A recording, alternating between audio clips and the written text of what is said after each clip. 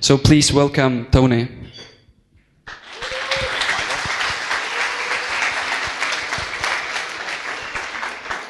Morning, ladies and gentlemen. I've been told I have to use this.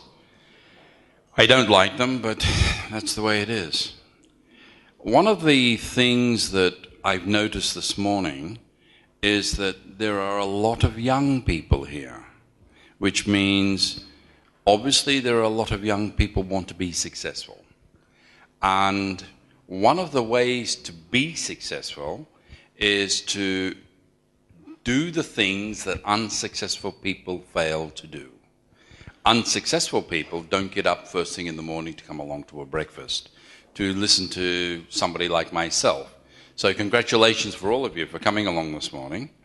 What I'd like to do now is to spend the 20 minutes that I've got and pass on some ideas that I've used throughout my life, a lot of business people throughout their lives have used, and unfortunately for the people that have come this morning to actually learn something new, go home, because you're not. What I will do, though, is refresh your mind. There is no rocket science this morning. Sorry, we're not going to talk about rocket science. We're not going to talk about reinventing the wheel. We're just going to be talking about some of the things that you know, but you're not doing. So if we could start, one of the things that successful people do today is we use a thing called a mobile phone.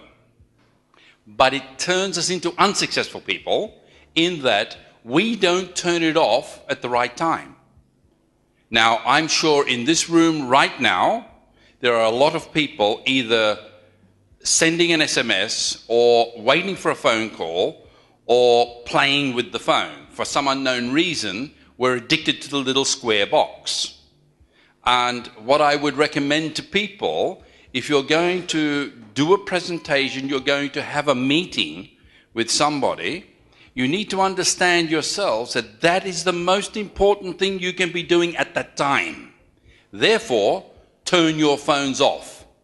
If you don't, number one, you're being rude. Number two, you're showing the other person they're not that important. And number three, you're denying yourself some success. Because people like talking to people that are interested in them. And when you use a mobile phone in front of them, or you go to a meeting and somebody else uses a mobile phone, that's distracting. And so it's you're not so important or they're not so important. So that's the first thing. And I'm very hard with that with training. When I work with companies and even when I work with CEOs, I go in and I turn my phone off. They see that. They turn theirs off. Because that's the most important thing I can be doing at that time. The second thing that's most important, a lot of people forget about, and this is this thing called time. How many times have you been to a meeting and you've been late, or the person running the meeting has been late? Now, what sort of success is that? Now, you could say, oh, it doesn't really matter if we're late. It does. Being a member of the senior part of the society, I grew up in an era where a minute late was a minute too late. Bad luck. You missed out. And I see a lot of young people today, and I have to say, you've been fed by the older generation. They do come late. You have meetings and people are streaming in the door all the time, 5-10 minutes after the meeting has started. And that is not fair, number one, to the person running the meeting, number two, to yourself. And I have a standard saying, if you're late, don't come. It's simple, because there's no point. There's really and truly no point, because you haven't set yourself up to be successful. And the third point, of course, which is very, very important, is that a lot of people do not interact with each other. They don't ask questions. They don't make comments. I was at a conference a couple of weekends ago in Bucharest, and there were quite a lot of people there, and the 20, or it wasn't 20 minutes, a couple of hours question and answer time, we had a free question and answer time, and we couldn't shut them up. And that was fantastic. And yet, I've been to other conferences and other speeches, and I've watched people work, and try and get people to ask a question is an impossibility. And I don't understand why. You people, as young people, especially that want to be successful, you should be sucking every little idea and every little bit of success that we've had through our life out of us. So to do that, you need to be able to ask questions. You need to be able to interact. Now, when we talk about success, one of the things that happens is that I've got some rules for people who want to be successful. Number one, create the right impression. And I want to talk a little bit about that in a second. The second thing is over-deliver. And the third thing, of course, is to actively think. That creates engagement. What is this business about creating the right impression? Let's find out first what people do, what they do today, where they think they're making the right impression, where they think they're being successful. Number one, they talk only about themselves. How many people do you know and you interact with that only talk about themselves? They don't ask you questions like, what do you think of this? Or, how do you see this? And what did you do? And where have you been? And things like this. They just don't do that. So they talk about themselves and, is it going to click? Oh, there it is. Yeah, they talk about themselves and they put themselves up as, I'm the most important person there is around. That does not create a successful feeling in anybody, and people don't want to really and truly work with those sort of people. The second thing is they treat other people like fools. Now, I had a conversation with a gentleman just 2 nights ago, and I told him I'm putting my car in to get some service, and his question was, do you have winter tyres on? I said, yes, and I'm one of these people that run winter tyres all the year. Then he just took it on himself to give me a lecture about whether I should have winter tyres on all year, whether I shouldn't, what happens to the rubber, and this doesn't work, and that doesn't work, and if I was you, Tony, I wouldn't do that. And I thought, well, hang on a minute, I've been around for a long time, I've been doing this for a long time, and I'm very happy the way I do it. It's very successful for Tony, but he decided that he knew more. This guy has just turned 20. Now, should I listen to the guy, or shouldn't I listen to the guy? All those sort of things. But he was, really showing off his knowledge. Another thing that a lot of people do, and I watched a young gentleman last night on the metro coming into town. He was dressed in a funny sort of outfit that I thought had a baseball cap on that was sort of pointing out there, and his eyes were there, and that didn't work for me. And I see that a lot. But he had this wonderful watch. And this watch was sort of like, looked like a clock on his wrist. And he's standing there in the metro and he's holding this thing up there and he's sort of holding it like that and then holding it like that. Now, how many people do you know actually do that? You see, I see people walking around in Armani suits and really nice clothes, and they think they look fantastic. Then you look down and you look at their shoes and you think, it doesn't work because the shoes look like they've just come from the homeless dumpster. And yet the suit does. So, it just doesn't work. The showing off doesn't work. Thirdly, and most importantly, there's no interest in other people. The no interest in other people works this way. They meet people, they even shake hands with people, and what they don't do is they don't look at them. They're looking somewhere else. And if you think about it, when you shake hands with somebody, when you meet somebody, and you should be looking in their eyes, and if they're looking over your shoulder or looking around while they shake hands, how do you feel? They've got no interest in you. And of course, what do these people achieve? Absolutely nothing. Nothing whatsoever. And we need to understand that if we want to be successful, we need to be able to do things that are inside us. And I've already told you that there's no such thing as rocket science today. So I'm not telling you anything new. We all know this, but we make these mistakes. So if we go over now to the next, if you don't mind, how do we make the right impression? This morning I had the opportunity to say hello, good morning, and shake a couple of people's hands. I've got some really bad news for some people. One person had the classic check handshake.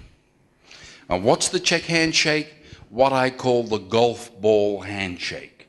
It's got this little hollow inside. They sort of cup their hand and shake hands with you. You can put a golf ball inside, rattle it around, and you think, it doesn't work. Another person grabbed the tips of my fingers. Well, I like my lady touching the tips of my fingers, but, you know, when somebody else does it, I'm getting the wrong message here, all right? And I think I got the right message. He wanted to say hello, but it just didn't work. You know, everybody in the room, if I was to ask everybody in the room, how do you shake hands with people? How do you know if you're getting it right? You don't. We often do it wrong. But unless we practice, then how do we even start? Now, how many people in the room, please put up your hand if you've ever had a lesson, an actual 45-minute or 90-minute lesson in shaking hands in your life? Boy, it's a lot of hands. Wow. I can put my hand up. We had 2 90-minute lessons in the Army, in the Australian Army. As officers, we were taught how to shake hands correctly. So if you're never taught, I know you can't necessarily do it right. How do we practice? Practice with our best friend. Ask our best friend, hey, how do you feel about my handshake? And your best friends, if it's your best friend, they should tell you the truth, good or bad. Right? Ladies in the Czech Republic, Slovak Republic, also not so bad in Poland, they have a pretty good handshake. French ladies, terrible handshake. Good kiss. Terrible handshake. You see? And, you know, you get to feel these sort of things, and that's very, very important. So in this first impression, this first meeting is very, very important. What happens is you look at people and they look at you. So if you want to make a good impression and you want to be successful, you need to start by looking at people. Now, I watch people introduce themselves, and I often go to that person that I know, and I say, what color was that person's eyes? And they can't tell me. So did they really look at the person? You see? The second thing is that to listen to people. Make sure you listen to what they're telling you. A lot of people, and it's really interesting, and you all know people like this, they start talking to you, and then you start talking before they're finished, or the other way around. Ask a question, they finish the question for you. Now, are they really listening to you? Are you really listening to them? And if you're not listening to them, there's no interest. There's no success. Thirdly, and I just spoke about it, greeting people. You know, it's really nice to be able to come to a place like this, and there's quite a lot of people here that I've known, and I've known for quite a number of years, to have these people come up to me and say, hey, hi, Tony, and shake their hands, and I can see that stuff that we spoke about many years ago, they still hold and they still use. And yet, when I watch other people, a lot of other people, greeting other people, I see these common things that we've forgotten to do. We've forgotten to look at people's eyes. We've forgotten to really feel people. We've forgotten how to talk correctly. And for a lot of people in the room who don't know me, I've got a son that's 50 years of age. I can have a 4 to 5 hour conversation with him and not understand a solitary word. Well, you don't like that? You know? Oh, yeah. Sorry, son, what was that? And he said, oh, God, you know. Yeah. Now, there are a lot of people like that. So if you're talking to somebody and you're introducing yourself, and they say, hello, my name is Tony. And say, yeah, now, how do you spell that? And it sounds terrible. Then when you say to the person, sorry, I didn't quite get, can you say it again? Sorry, sorry, how do you spell it? It just doesn't work. Of course, you've got the person. They don't say it. And you go, sorry, I'll turn my hearing aid up. And so on and so on and so on. It's not a matter of bellowing at people, but it is a matter of talking in a way people can understand you and people can hear you. The fourth and most important part of really and truly impressing people is having the right attitude. A number of years ago, and I'm talking about in the middle of the last century, I had an attitude. White people were shit, and so was I. Why? Because I'd spent 16 years being told all I was shit, because I lived in an orphanage. And then I came out of there, and then all of a sudden I found the world was full of people. And thank God the army got a hold of me and taught me that not all people were like that. And they gave me an attitude. And the attitude that I got then was an attitude called the can-do attitude. Now, everybody hears these words today. Unfortunately, a lot of people don't believe it. Now, just to sort of give you a bit of an insight, November 1965, I was shot out of the sky in a helicopter in Vietnam. I have a hole in my leg. Saved a couple of my men, and I lost 2 of my men. The can-do attitude was in me, right, to hide my men that I saved and myself. We waited 4 or 5 hours, and the Americans came and took us out. It was so bad that I went back after a year. A year out of the war, then I went back again. And it's this can-do attitude. And if you get it when you're young and carry it through, you'll be successful. And of course, this word successful is such a broad word, and for everybody, success is different. But if you don't have the can-do attitude, don't jump or don't complain to anybody else about not being successful, not getting and going and doing what you want to do. Because without it, you will achieve, but nothing like you can achieve with it. And that's very, very important. What I'd like to talk about now, this delivering more than is asked for. What I see in many companies, and I work with a company called Honeywell, the deliveries there are pretty important because we're in a test lab and we're testing stuff. And they deliver enough. And we'd like them to deliver more. But of course, most people today say, yes, but that's what you want. You got what you want.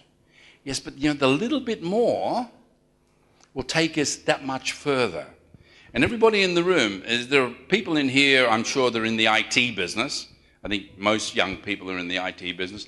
I don't see anybody here working for a very large company makes computers. The letter starts with D because you all look like you're all nicely dressed. They employ all their IT people and they're all homeless because they're all wearing homeless type clothes. They act like homeless people. And it doesn't work for people like me. All right? Do they deliver more than is necessary? They deliver enough. And yet you look around the country, you look around the world at the companies that are delivering more, and they're doing fantastic today. Somebody told me we're going through or we're beginning another crisis. I don't believe it. Because the companies I'm dealing with, the people who work for those companies are delivering more than is necessary, more than is required. That more might only be a smile. It might only be a smile, but it has you coming back. You go to a shop in town, say Marks and Spencer's, to buy something. Most of the ladies in there smile at you now. Most of. There are some that don't. I buy my trousers only at one place, Marks and Spencer's in Brno. Why? Because when they opened and I walked in, there was somebody, and I never saw who it was, said, "Dobry Dan." And I thought, oh, that was good. I went upstairs, up the escalator, and then somebody else said to me, "Dobry Dan." And then before I knew it, there was a person there saying, "Can I help you, sir?" Now, why don't I go anywhere else? Because, hey, they smiled, they were nice, they delivered more than was necessary.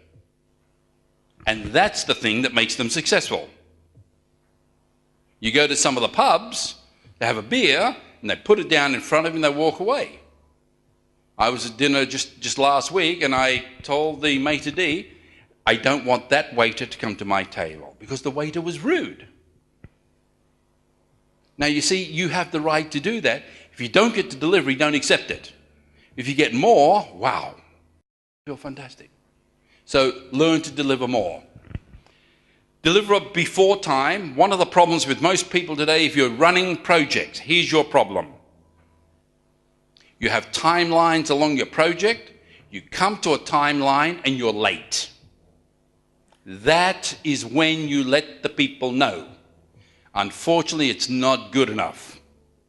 The moment you know you're going to be late is when you let people know. And that's going to be before the timeline. If you let people know then we can re-alter things. Things can be changed. But if you wait until the time, then we're not very happy. Especially once you get to middle management or senior management, these deliveries are very, very important. The time factor is a very important thing. And if you continually deliver before time, we like you. Deliver on time, we're happy because we got it. Deliver a minute after time, and it could be too late. It could be too late. So learn to deliver before time. And of course, delivering with pride. This delivering with pride thing is one of those things. I see a lot of young people today, and unfortunately, I keep using this word young people because I'm sort of on the other side of the century here, looking back. And what happens with a lot of people, when they make delivery, you look at them, you can see they're happy to get rid of it. There it is, finish, goodbye. There's no real pride in the work that they do. You know, I come from an era where I used to have to book a phone call to the other part of the world. When I came here to the Czech Republic, Czechoslovakia in those days, I wanted to make a call to Australia, and I went to the post office here in town, and the lady said, come back tomorrow at this time and your line will be ready. 23 years ago. What do we do today? What did you do? It's not all people like me necessarily, it's you people. What have you done? You've developed, you've invented, you've given us little boxes that I can pick up, go beep, beep, beep, and talk to my sons. Instantly. Surely you should be proud about that. And yet, the reason why a lot of people are not proud is because we, the older generation, we're not telling you to be proud. I'm now telling you, you have the right to be proud. Because you've done a very, very, very good job. You've given me the opportunity to call my sons 24 hours a day, anytime I want, and get through to them. Now, that was a dream. That was a dream only 30 years ago. That's all. 30 years ago, that was a dream. You people have given us that. You know, we've got these other little boxes that we play with called computers. Geez, the things we can do with those today. Just a dream. And you see, you should be proud of that. Part of being proud is standing up straight and being proud. You know, I can remember, when I was a lot younger, I didn't carry all this weight. And the older you get, the more you eat, the more you drink, the bigger you get. So don't do that. But one thing I do, I don't slump. I always stand up straight because I'm very proud of what I've done in my life. I'm very proud of who I am. You people should be very proud of what you've done. There are people in the room here that I worked with many years ago. I'm very proud to watch them develop the way they've developed. They're doing a fantastic job. Are they proud? My question. Are they proud? So, this actively thinking business, one of the things that I've learned just the last couple of years is a lot of people run around, their left hemisphere is sort of dragging them down, they go around in circles. Like that. Have you ever been to a dance where you've got all these people, the Mensa dance. You get all these geniuses, and they're all there sort of running around, dancing around with their left hemisphere hanging down on their shoulder, out of time. And it's, like you think, geez, how do these people survive? They survive fantastic because they're so intelligent. But what's the call today? The call today is be creative. Every single company is saying, be creative, be innovative. It's the same word. But how can you do that if we stopped you from doing it? We stopped you from being creative. We stopped you from using the right hemisphere of your brain. How did we do that? We sent you to school. You see, before you went to school, you were 7 years of age. Up till then, all you did was draw and did all these sort of wonderful things. And nobody, not one single parent, has ever said to a child, 3, 4, 5 years of age, go and be creative. They don't do that. They say, go and play. What a magic word. When was the last time anybody here in the room took time to play? And what is play? Using the right hemisphere of your brain. When we use the right hemisphere of our brain, we become creative. So we have to learn to do things that we can start using the right hemisphere of our brain.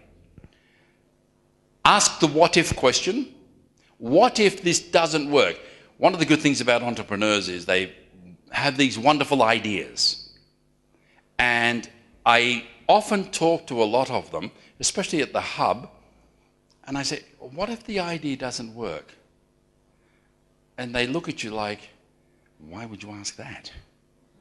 Well, I'm asking that because do you have another plan? Do you have plan B, plan C, plan D, or whatever? And unfortunately, a lot of people don't do that. And that's one of the best questions you can ask yourself. What if this doesn't work? What if I'm not successful the way I should be? What can I do? What can I bring about to make myself more successful? So the what if question is something that a lot of people don't ask, you should be asking. And of course, if you've got a smart idea, ask a woman. Now I say that in being very, very sincere. Women come up with fantastic ideas, and you know what? They tend to ask guys about it. Guys come up with a fantastic idea and they share it with other guys. They don't sort of turn around very much and share it with the women. And one of the things I like about women is they're soft and cuddly, and like they've got a different view, and like they see things that we as males just don't see. And an idea can be a fantastic billion-dollar idea. And a woman can turn it into a trillion-dollar idea because she just got that something there. She sees it totally different to the way we see it. So I say to young people today, whether they're male or whether they're female or whether they're not sure, it doesn't matter. Ask a woman about your idea. And then you'll be surprised at what you get. The secret is to listen. The secret is to listen. A lot of people ask women or they ask other people, but they're so hung up with their idea that they just don't, they just don't listen. They don't listen to the answer. I think that's about enough because it's only 20 minutes and it's one of these subjects I push with companies. What we're talking about this morning really runs into a 2-day training session for most companies. I want to leave you with something to think about. And that is, do you want to be successful? It's up to you. If you're successful, I'm happy. If you're not successful, I'm happy. It doesn't mean a thing to me because I'm somebody you'll never meet again. My next big jump is I'm going to die. Your next big jump is you're going to be more successful than you are right now. Some of you are going to get married. Some of you are even going to go the next step and have children. Lots of success down the road. But do you want to be successful? If you want to be successful, get the can-do attitude. Where do you get it? Read books, listen to tapes. I know there's on the computer some site, I've got it, you can download Jack Welch's book, Winning. I recommend to everybody in this room, there are two things you need to have, either in your pocket, on your desk, in your iPhone, it doesn't matter. Number one, copy of How to Win Friends and Influence People by Dale Carnegie. I got my first copy way back in 1962. I'm now on my third physical copy because I've worn the other two out. The second, in your iPhone, on your computer, have the Audible copy of Jack Welch's Winning. Listen to it, listen to it, listen to it. And I guarantee to everybody in the room, you'll have a lot of success.